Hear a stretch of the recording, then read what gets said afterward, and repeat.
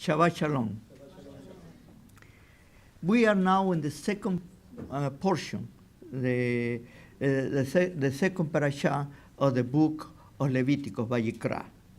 And this is the continuation of the first portion of Vayikra about the korbanot, the offerings. I told you last week that we need to be careful about the understanding of today, and I am so glad that Dennis has done such a wonderful explanation about this, where I'm going to take out from me to try to re-explain to you something that he has done such a wonderful job. One thing that I would like to bring to your attention is about that is the Creator who makes us. We don't make him. And why I say this simple statement? Because all of us, we are with this interest to tell the Creator what he wants, instead to listen to him. Something that very interesting that Mauricio mentioned this morning that I like it, about the, I don't want sorry, but I want obedience. Very interesting, you know. There is a statement I learned when I was working in this organization, and I was the supervisor of many groups. And somebody said to me, it's easier to say sorry than to ask for permission. You know? It's easier to say sorry than to ask for permission. Because once you do it, you can say, I'm sorry, I didn't know that I couldn't do it. But if you ask permission first and they tell you no, you cannot do it anywhere. No, that's disobedience, supposedly. Now, there are many portions in the scripture, in the Tanakh, the prophets, they're going to speak against, in a very interesting thing, against sacrifices or offerings that the people were doing. We just read in the Haftorah of this morning about that the Creator in Jeremiah 7:21 to 26, that he say, I didn't ask you when we left in Egypt to bring me animals. And then you start questioning, you know. But we're right now in Vayikra, we are reading that exactly looks like that's what he's asking. Then how we can put this together? That's the reason I say that what Danny has shared this morning conveyed a lot of things that I hope that you understood. Is the Creator is the one that tells the people certain things because he needs to bring them back to an understanding about to have a relationship with him. The idea about korbanot, or offerings, as I said before, is the idea about myself and to rebuild a relationship that is broken with the Creator and an acknowledgement who he is in comparison to me. I am the person that needs to look for that relationship. The Creator is there, is available, and he wants that relationship. But there is a term that has been using over and over again, Bechira Hofshi, that means free will. All of us were given that free will. And the Creator is so merciful, so great, blessed be his name, that he doesn't impose himself on us. Totally the contrary. Being who he is, he limited himself for us to come to him. And the process of these korbanot, or offerings, was voluntary. In other words, you are not pushed to do it. Only if you decide to do it, then you're going to do it in certain ways. You cannot do it in any way that you want it. And the first portion, Vayikra, is the calling. The Creator calls you. Each one of us, we are called by our own name. Each one of us, we are important to him. This second portion, Tzav, you know, Vayikra is to call, and Tzav is to command, was commanded.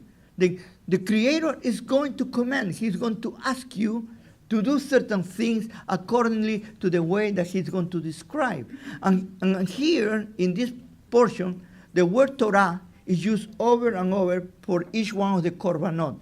This is the Torah for the mincha, this is the Torah for the olah, this is the Torah for chelamim, and the hata'ah and the asham. This is the Torah. And we have used this word many times, the Torah. But what does it mean, Torah?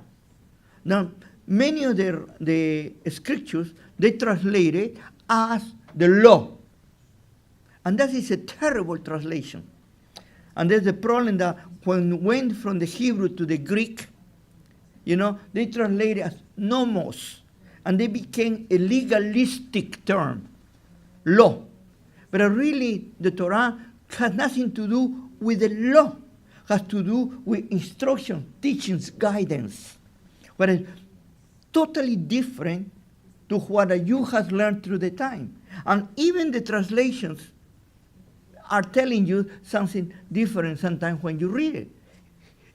Call it Jewish translation, Christian translation, whatever translation, they put the word law. And this is totally wrong. Then this is the instruction that the Creator is giving to you. And in the first part, he calls you as individual. In this second portion, he's going to talk to Israel as an institution, starting with the Kohanim. The Kohanim, or the priesthood, they are the ones that they are going to have the responsibility to instruct and to lead the people, to teach the people what the right things that they need to be doing and how they need to be sanitized, I call it, in order that we do not go through the way of the pagan cultures. The Creator, little by little, start winning out the Israel who was a slave in Egypt to become a free Israel outside Israel before they come to the promised land. How many of us we can say that we're totally free of impositions or ideas that they have put in our heads?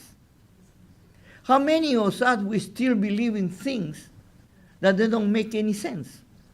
Because that is the way that we grew up.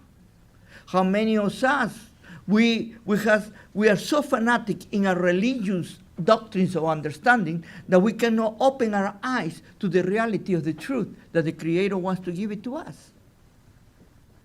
And this is why it's so important to look at these passages in a way that the Creator is instructing the priests and to say, this is the way that you need to do it. Because if you do it in any other way, people are going to get confused, and each one is going to do whatever they think that they need to do, and at the end, what is going to happen? Everybody does whatever they want to do. Our God is a God of order, no chaos. Our God is a God of freedom, not of liberty. And this is what we are following today. And actually, what the Torah talks to us for today. And what these two parashas are trying to bring it to us. What we are failing as a people in the world. There is no any longer these values of morality. The morality has totally disappeared. Now, you can do whatever you want to do, and there is no consequences for that. The scripture talk very clear about what is moral and what is immoral, what you need to do and what you don't need to do. Modern thinking, they say, everything is okay, that is not good anymore, you can do whatever you want to do. The only thing that you need to have is love. That sounds so beautiful when people say that, no? The only thing that we need is love. Love to kill your neighbor and love to do whatever you want to do. That's love. If you kill them with love, it's okay. And what is happening today is we are suffering a response from the extremes. And there are two sides of extremism. You have the right and you have the left. You know, the right, they call it the rightists and nationalistics and fundamentalists, and the left are calling the open-minded, supposedly, the liberals, the progressive, you know, they have all these terms, both. And now, look at what is the mentality today. The mentality today is the pagan idea of appeasement instead of trying to make the things right. Politicians, and including theologians and religious people, they are trying to work with the appeasement. I love and the humanity, we need to love each other and we need to hug each other and that we don't need to talk anything, to the point that today, in this world that I am talking to you, we are being muscled. We cannot talk because whatever we say is going to be incriminating. They're going to call it a hate speech. And then all the politicians, they cross their eyes and their arms, and they become the ostrich mentality, the ostrich doctrine. The only thing I need to do is to close my eyes and not to see what is happening in the world. You know, it's very interesting. I'm going to give an example that's very important. In Europe, now Europe is fighting for their own identity. And nationalism is increasing. For us Jewish people, we know exactly what nationalism does. We know the Shoah, the Holocaust. We do not like it, but sometimes we get scared. But what is the problem? Who are the guilty part here? The politicians. They're open-minded. The people say, it's okay. And how they do it? There are two different levels of understanding of the justice goes into different ways. If you come from the Middle East with your religion and you impose on others, it's okay because we cannot say anything to you. We cannot accept you. You know why? Because I am afraid that if I accept you, you're going to kill me. You know, then it's always the appeasement. But if somebody from the other side say, that is not right, what they're doing, and this religion is preaching something different. Oh, you are an Islamophobia. You are a crazy. You are a hatred. But if you talk against Israel, it's okay. And right now, interestingly enough, sadly enough, in the Middle East, they're killing among themselves, and they're killing more Christians than ever. Christianity is a religion that is going to disappear pretty soon in the Middle East because of this. And nobody, including the Vatican, say anything about that. Oh, peace and love. And that, you hush, hush, hush. You know, look, I'm going to give you another example about this. They are building a mosque in the area of the Vatican in Rome, big mosque. But you cannot build a church in La Mecca or in Medina. You can bring any Quran all over the world, but dare to bring a Bible to those countries. And that is okay. This is what the Creator, you say, what it has to do with Korban, Korbanot, with the priest and the order? Because the Creator gave you an order. And when you do not follow that order, and you make differences between one and the other, you are going to fall in the trap.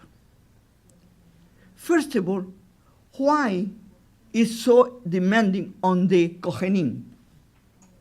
This is the key of Judaism. There is a statement that says, more is given unto you, more is required from you.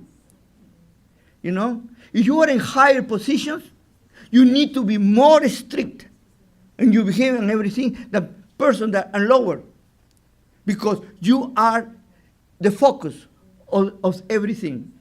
Always, the one that's giving more, it requires more. If you are a teacher, they require to you certain behavior and certain attitudes. If you are a carpenter, maybe they're going to demand that you are honest in your specialty. And you do you think correct. But they won't require as much that they will require to somebody who has a higher position. It's not what the higher position is better or closer to the Creator. The what it means has more responsibility.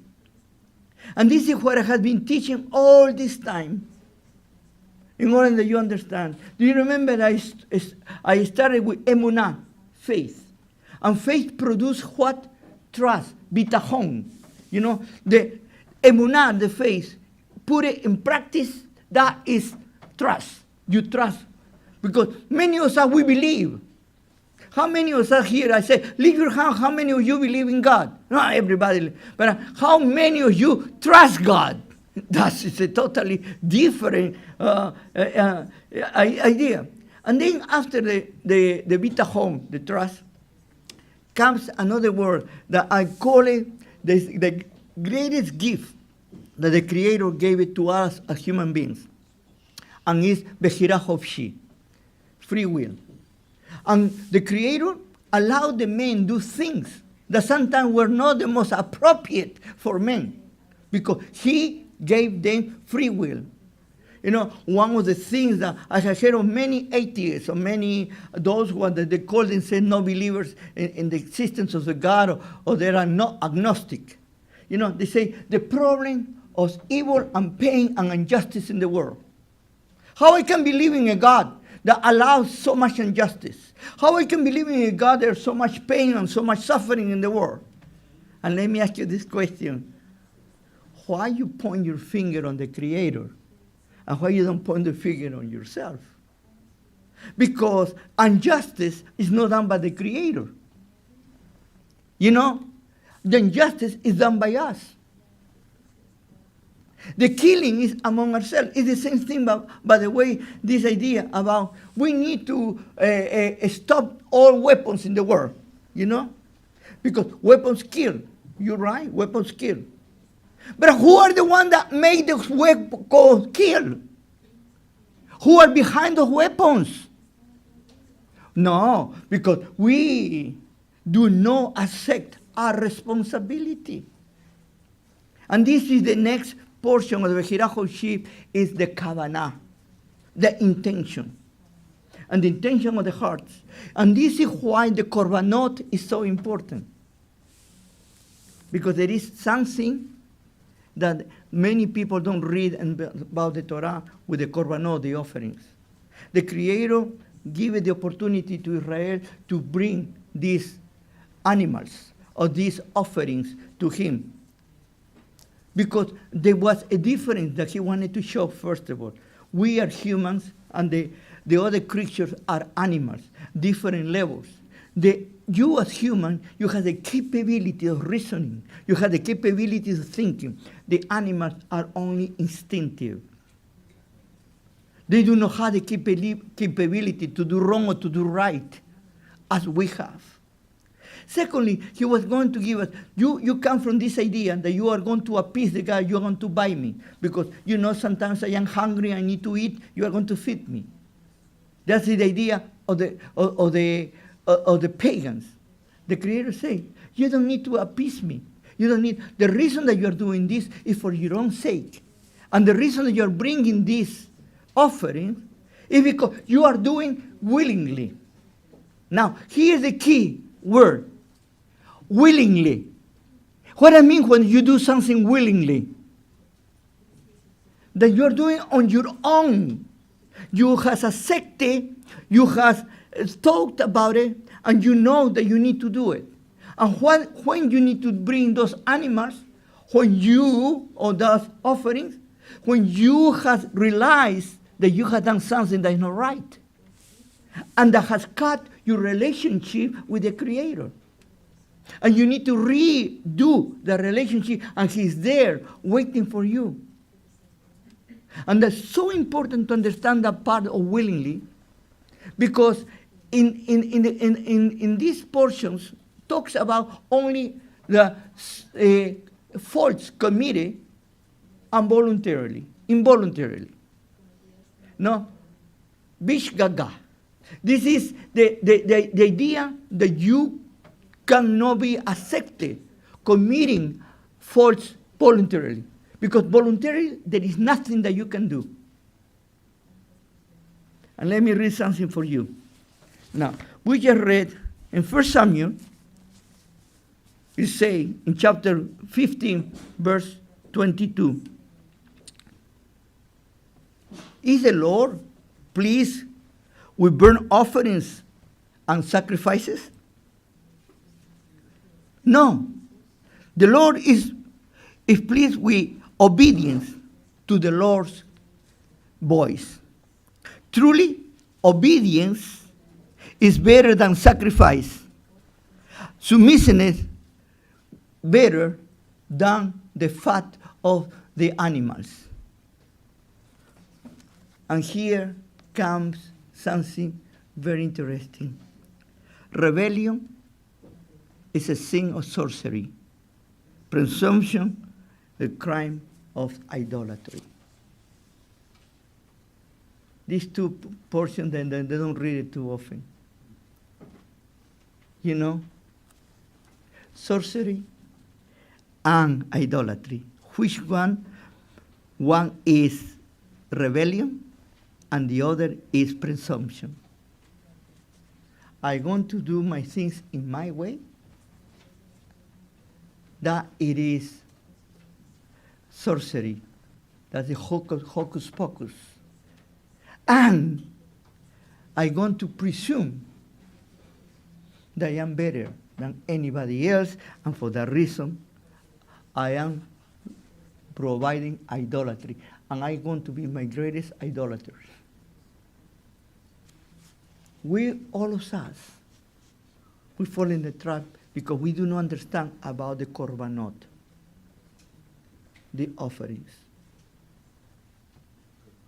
The Creator wants us to be responsible for our actions. And this is the reason that He always brings to us the essence of everything. I wrote in the last blog what I say in Tehillim, in Psalms, beautiful portion, very well known for many people, Psalm 51. You know, where King David, you know, this is after his sin with Bathsheba. And he is totally destroyed from inside. And he's trying to redo his relationship with the Creator. And he starts verse 16. Sacrifices doesn't give you any pleasure. Burnt offerings, olah, you do not desire. Because the true sacrifice to you, O Lord, is a broken spirit and a contrite heart you never has put down.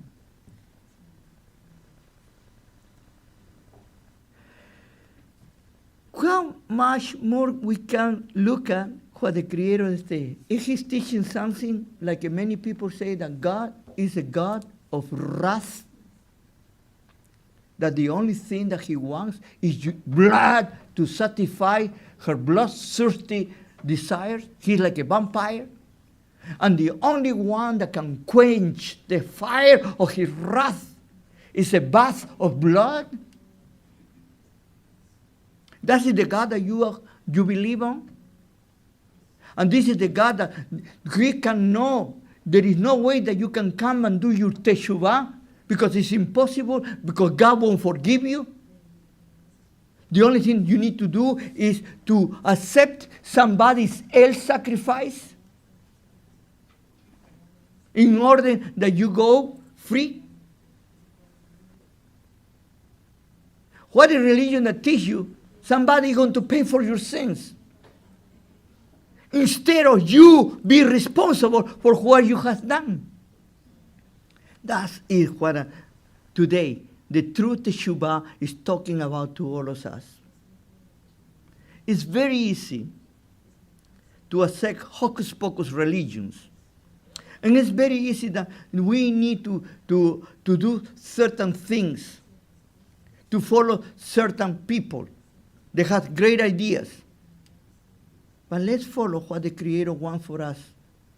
And what He's teaching us, what is the practical assessment of all of this for today? How is the world? How we are going? In which direction we are taking? Do you remember when I talked to you that the Creator make us immoral people? And our disobedience make us immoral? But what is the greatest tragedy of humanity? When we become amoral. And what it means to be amoral? And when you are like a sociopath or a psychopath, that you have lost your capability to see right and wrong. You lose your capability to have conscience. And everything is okay. You're okay, I am okay, everybody's okay. Ooh la la. And we are afraid to say what you are doing is not right. Because that is judgment. Because who are you to tell people what they are doing is not right? And this is the two sides of the spectrum. The politicians that are the hypocrites, that they allow one group to get away with murder, and then they attack another group because it's not politically correct. That's all. We live in a world that we need to be politically correct, we need to be sociological correct, we need to be theological correct. And what is the correctness is what the word tells us, not what the Creator tells us. And it's very interesting. If God says something, blessed be His name, not to do it, immediately the word says, that's wrong. Do it. You're right. You need to wash your face. You're free to do whatever you want to do. You always have been free to do whatever you want to do. But all of us, we are responsible for our own acts. And this is why the korbanot is so important.